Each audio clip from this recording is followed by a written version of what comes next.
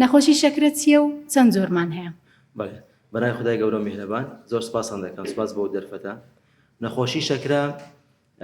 بەڕاستی ئەگەر باسی شەکرەی بکەین بە تەواوەتی یان بە قووڵی زۆری دەوێت چونکە نەخۆشی شەکرە ئێستا لە تۆپ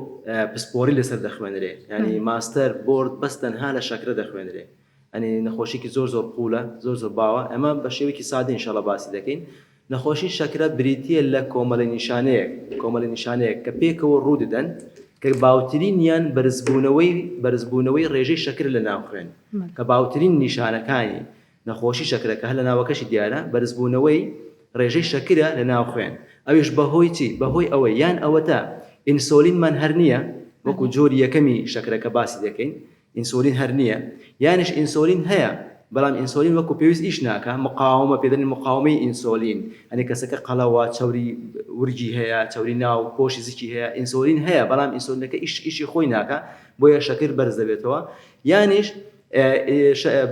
ئینسۆلین وەکو پێویست کە جسم پێویستی پێیتی ناڕژێ لە پەنکریاس بۆیە شەکر بەرز دەبێتەوە لە ناو خوێن ئەوە پێناسەی